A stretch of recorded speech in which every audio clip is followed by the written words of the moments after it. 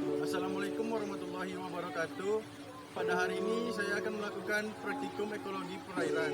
Nah, sebelum masuk materi yang pertama, saya akan memperkenalkan diri terlebih dahulu. Nama Muhammad Adrian Salim Siregar dengan NIM 2004 135850. Prodi Pemanfaatan Sumber Daya Perikanan dengan asisten dosen Kak Putri Alifa. Nah, pada praktikum 1 mengukur kualitas air, langkah yang pertama saya lakukan adalah mengukur suhu air menggunakan alat pengukur suhu digital. Pertama kita hidupkan dulu alatnya. Setelah itu kita netralkan ke dalam air Aquades.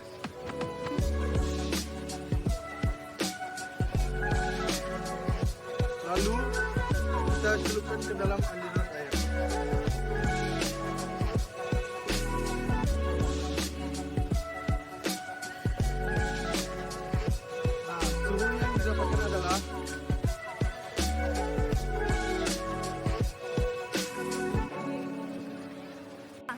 Selanjutnya saya akan melakukan pengukuran kecerahan di dalam suatu perairan.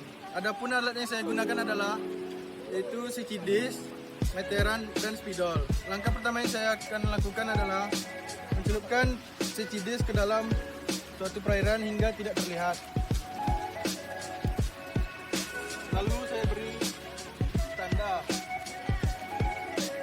Kemudian saya akan menarik perlahan hingga titik terangnya terlihat. Lalu saya beri tanda.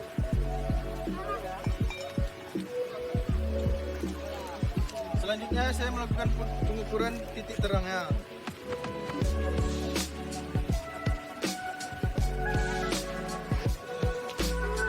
Titik terang yang saya dapatkan adalah 78 cm. Titik hilang yang saya dapatkan adalah 78 cm. Terus titik tampaknya saya dapatkan 37 cm. Nah, selanjutnya saya akan menghitung kecepatan arus air. Adapun alat yang saya gunakan adalah sebagai berikut. Botol dan tali yang panjangnya kurang lebih sepanjang 5 meter. Langkah yang pertama adalah titik yang digunakan adalah titik A sebagai tempat jatuhnya botol dan titik B sebagai tempat pemberhentian botol.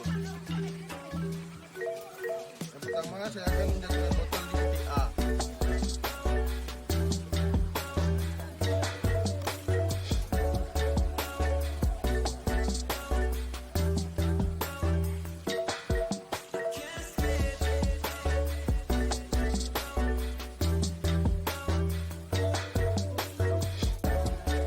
Saya menghitung kecepatan arus air dengan menggunakan stopwatch.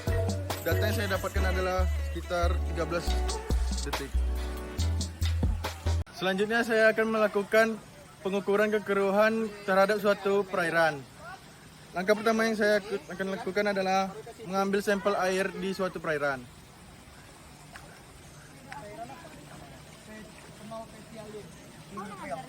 Nah, selanjutnya sampel air ini akan dibawa ke laboratorium dan dilakukan cek kekeruhan dengan menggunakan turbidimeter. Selanjutnya saya akan mengukur kedalaman suatu perairan. Adapun alat yang saya gunakan adalah pemberat yang diikat oleh tali dan meteran serta spidol. Langkah pertama yang saya lakukan adalah mencelupkan pemberat ke dalam perairan.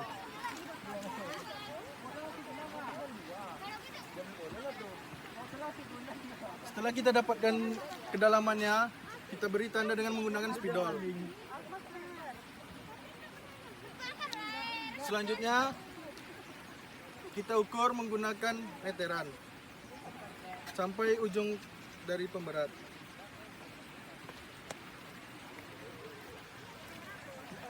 Nah, hasil yang kita dapatkan adalah sepanjang 93 cm. Selanjutnya saya akan mengukur pH air menggunakan alat pengukur pH meter. Pertama saya akan mengkalibrasi alat pengukur pH meter dengan air Aquades. Selanjutnya setelah dikalibrasi saya akan mengukur pH air.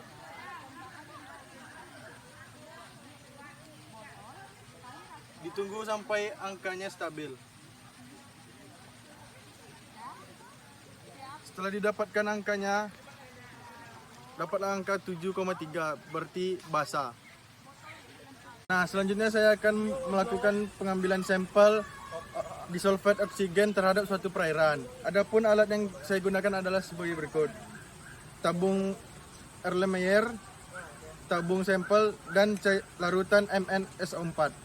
Nah, selanjutnya saya akan langkah berikutnya, saya mengambil sampel di perairan menggunakan tabung sampel. Tingkat kemiringannya adalah 45 derajat. Setelah kita dapatkan sampel tersebut, kita berikan larutan MnSO4 sebanyak 2 mili hingga kecoklatan.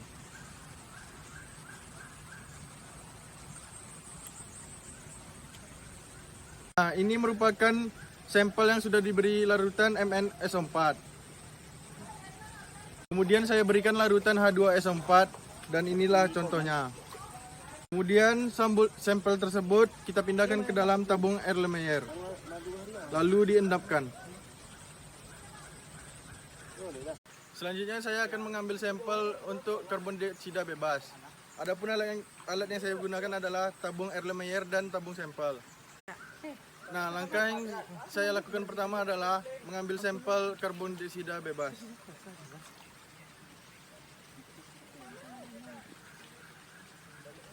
Kemudian saya pindahkan ke dalam tabung sampel.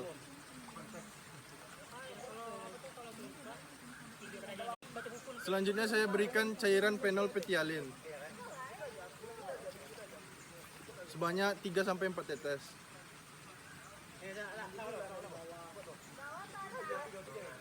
Kemudian sampel tersebut saya homogenkan. Jika sudah berwarna pink, tidak perlu dititrasikan lagi. Selanjutnya kita melakukan perhitungan menggunakan rumus. Berikutnya langkah-langkah untuk mengambil sampel plankton. Yang pertama, semprotkan Aquades ke seluruh permukaan plankton net.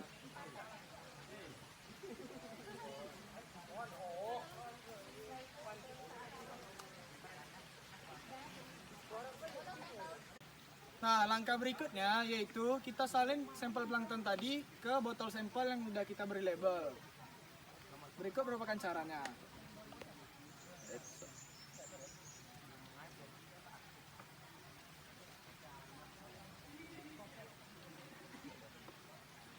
Nah, setelah kita salin ke botol sampel, itu kita berikan glukol 3-4 tetes.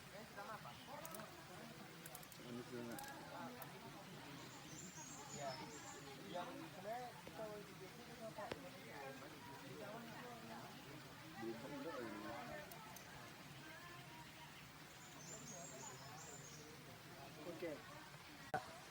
Berikut saya akan menjelaskan apa itu periviton. Periviton adalah organisme yang menempel pada substrat dan tidak melakukan penetrasi pada substrat tersebut. Contoh substrat tersebut adalah batu, kayu, permukaan tumbuhan, serta permukaan makroalga yang hidup di perairan. Nah, setelah didapat sampel substrat berupa batu, nah selanjutnya kita akan mengambil sampel periviton, yaitu dengan cara sebagai berikut. Sampel berupa batu disemprot dengan Aquades dan disikat perlahan-lahan. Nah, air yang menetes itu kita tampung sebagai sampelnya.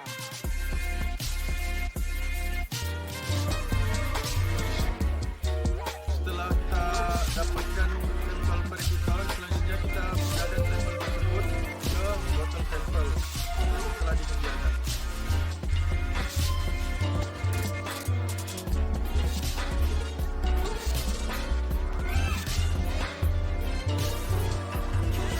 Selanjutnya kita beri cairan glukol.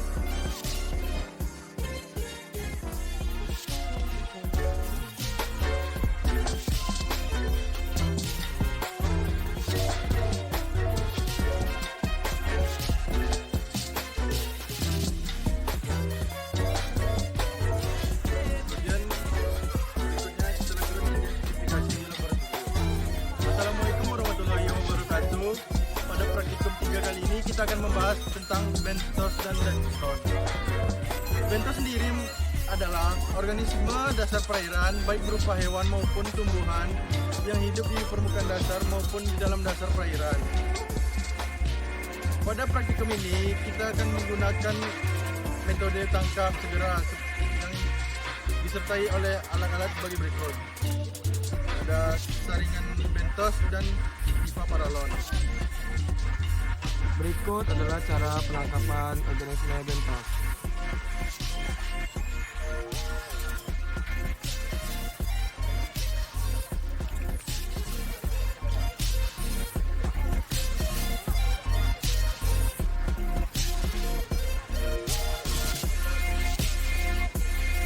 Nah, berikut ini adalah organisme bentos yang kita dapatkan. Selanjutnya kita akan bawa ke laboratorium dan diberi label.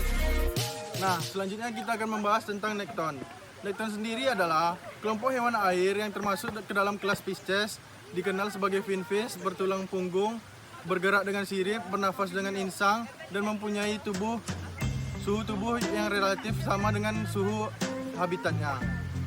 Pengambilan sampel ikan biasanya menggunakan jala atau tangguh. Nah, berikut adalah cara pengambilan sampel nekton menggunakan tangguh. Inilah hasil sampel nekton yang kita dapatkan menggunakan tangguh tadi. Selanjutnya akan kita bawa menuju laboratorium dan diberi label.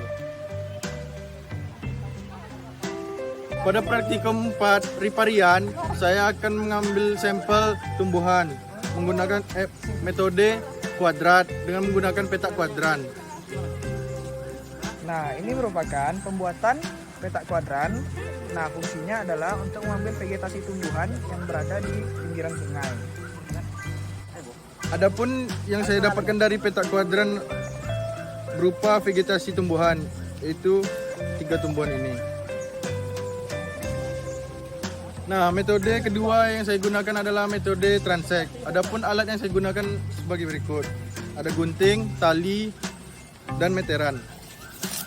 Nah, langkah pertama yang digunakan yaitu pengambilan area transek menggunakan meteran sepanjang 10 x 10 meter. Langkah kedua yaitu menghubungkan antara pohon satu dengan pohon lainnya menggunakan tali. Baiklah, saya akan melakukan. Dan ini dilakukan di area transek tadi yang sudah kita ukur ya. Nah, langkah selanjutnya yaitu kita mengukur lingkar dari pohon menggunakan meteran. Dan inilah jenis pohon yang saya dapatkan dalam metode transek.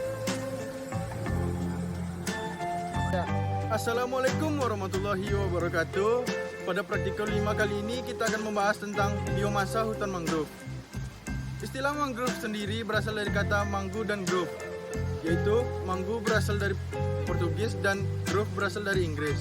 Pengertian mangrove sendiri adalah segala jenis tumbuhan yang hidup di sepanjang pantai atau muara sungai yang dipengaruhi oleh pasang surut air laut.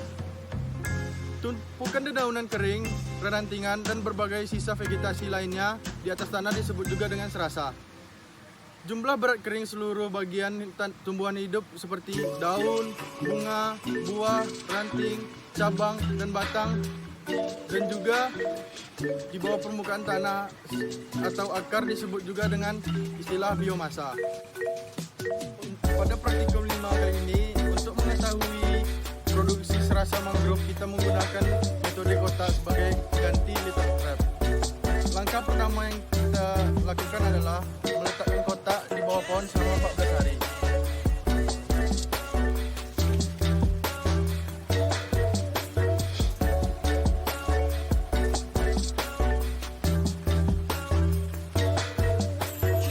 Nah, inilah objek serasa yang kita dapatkan. Kemudian kita sortir untuk dibawa ke laboratorium.